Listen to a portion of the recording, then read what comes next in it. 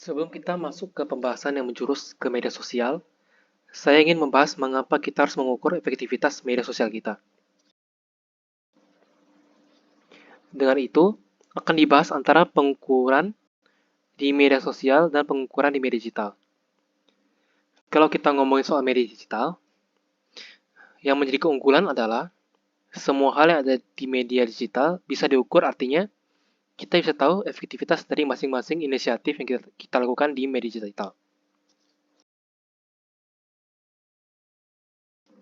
Secara ilustrasi singkat, misalnya pada media konvensional, kita menggunakan beberapa inisiatif, seperti iklan TV, pembagian brosur, iklan di radio, atau misalnya pembagian sampel. Yang bisa kita lakukan setelah kita mengeluarkan inisiatif ini adalah melihat penjualan di bulan ketika inisiatif ini dijalankan. Apakah meningkat atau tidak. Tapi kita tidak akan bisa tahu berapa persen sebenarnya orang yang akhirnya sampai ke penjualan dari orang yang nonton iklan TV, berapa yang akhirnya ke toko kita setelah melihat brosur, berapa orang yang tertarik dengan produk kita setelah mendengar iklan di radio. Karena sama sekali tidak ada jalur untuk mengukur hal tersebut, jadi biasanya media konvensional hanya bisa menerka-nerka. Makanya banyak yang bilang investasi di media konvensional itu biasanya setengahnya itu hilang nggak tahu kemana. Nah, ini berbeda sekali ketika kita ngomongin soal pengukuran di media digital.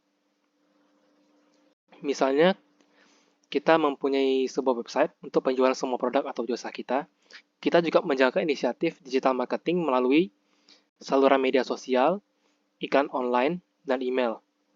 Nah, kalau di media digital, kita sebenarnya asal memasang sebuah tool untuk tracking, kita bisa tahu 100% kunjungan kita di website, berapa persennya yang datang dari media sosial, berapa persennya yang datang dari iklan online, dan berapa persen yang datang dari email kita.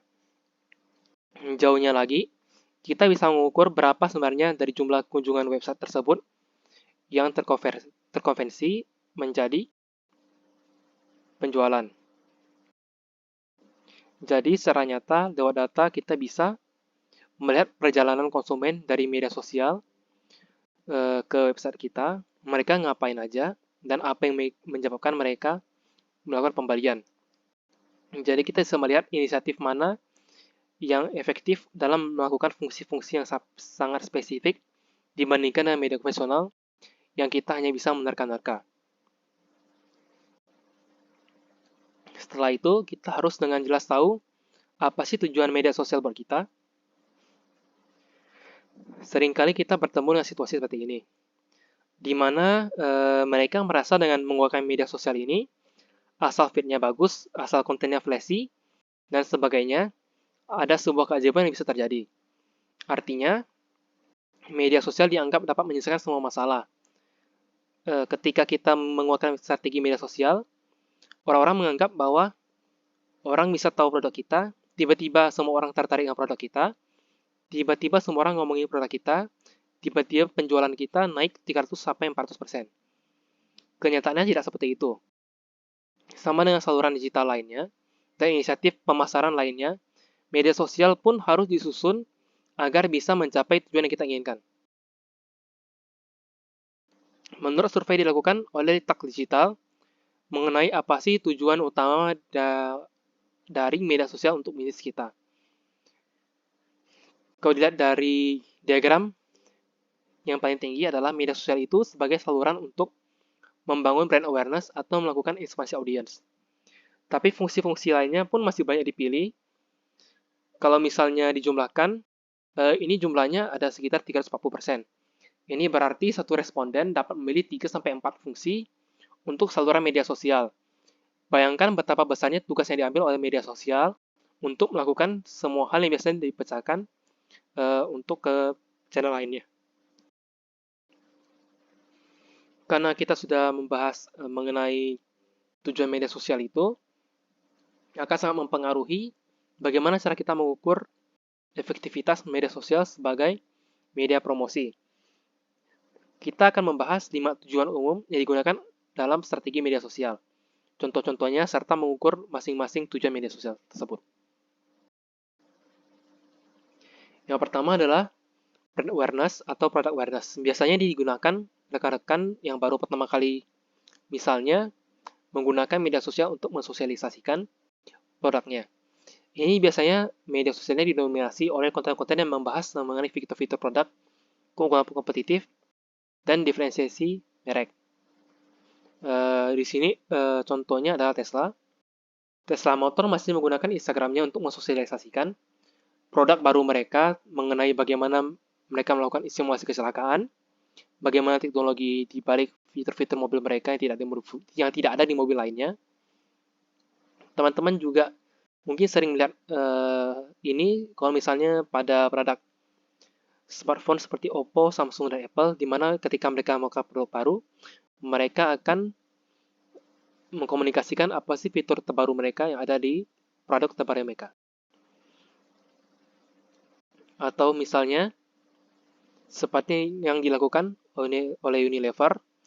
Unilever sebenarnya dalam mengelola semua produk mereka, dia menggunakan produk brand yang artinya kalau kita beli produk Unilever, kadang-kadang kita tidak sadar kalau itu punya Unilever.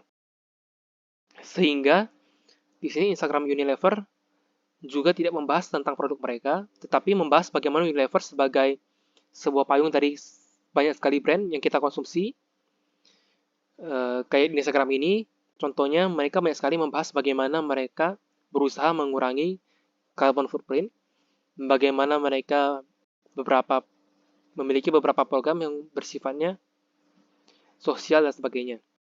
Jadi tujuan dari Instagram ini bukan untuk meningkatkan awareness orang terhadap produk dia, karena sebenarnya awareness sudah terbangun. Bukan juga untuk mempromosikan brand mereka, tetapi hanya untuk menguatkan brand Unilever sebagai payung dari banyak sekali consumer goods. Bagi teman-teman yang menggunakan brand dan produk awareness sebagai tujuan media sosial, efektivitas utama yang dapat diukur adalah jumlah reach dan jumlah impresi.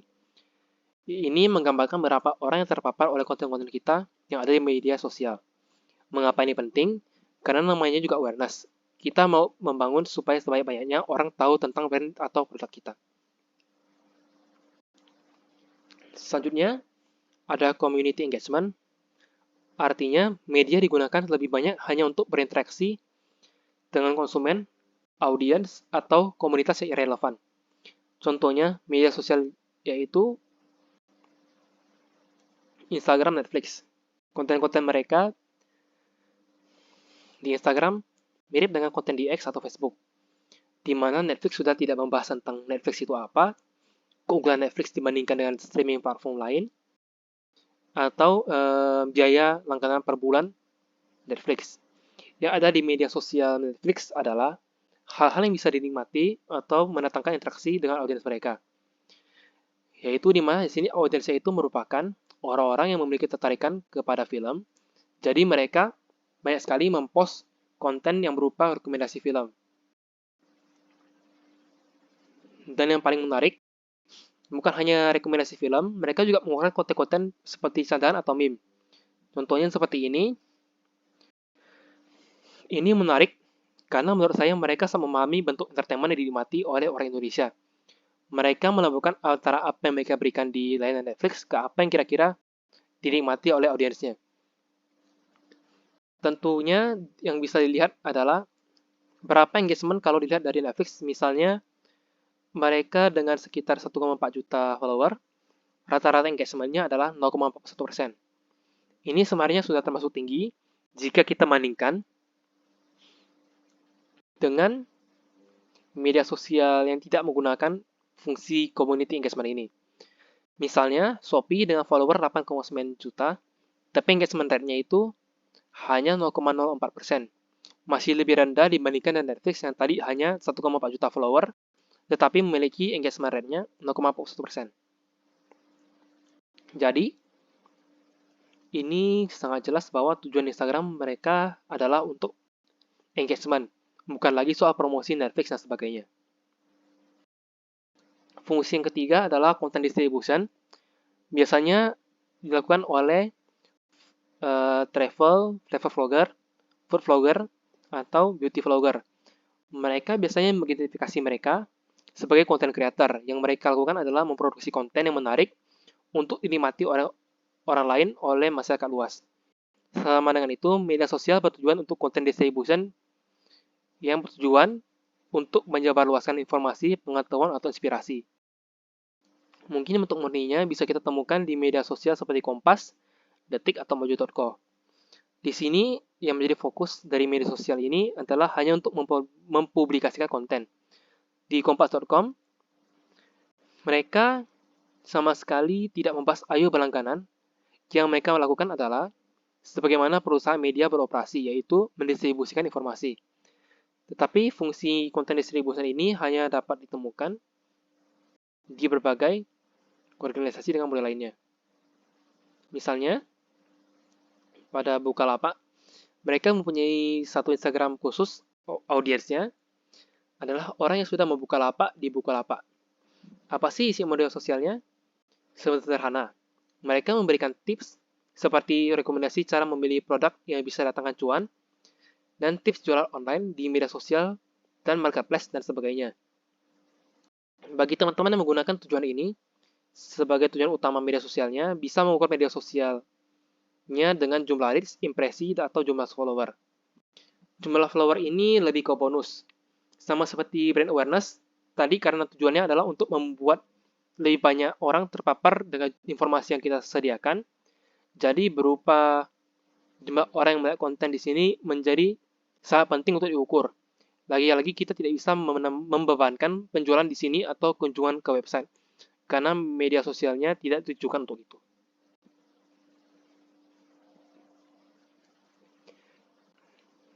Tujuan lainnya yaitu lead atau sales generation. Ini juga sering kita temukan di media sosialnya, memang dibuat untuk mendorong orang melakukan pembelian, biasanya didominasi oleh pesan promosi. Contohnya, Shopee menggunakan media sosialnya lebih banyak untuk melakukan pesan promosi. Ada sih banyak konten lainnya, sebenarnya seperti tips atau mini games, seperti gambar yang ada di sini, tapi sebenarnya mayoritas merupakan pesan promosi, tujuan untuk mendorong pembelian sekarang juga. Sebenarnya lead atau sales generation mungkin bisa kita pecah kalau kita mengharapkan ada pembelian langsung di media sosial kita. Kita bisa mengukur dari jumlah penjualan yang di-generate. Tapi ada juga bisnis lainnya, sebenarnya konversi akhirnya tidak berada di media sosial, artinya dia harus memindahkan audiens di media sosial ke saluran konversi utamanya, seperti ke website atau online marketplace.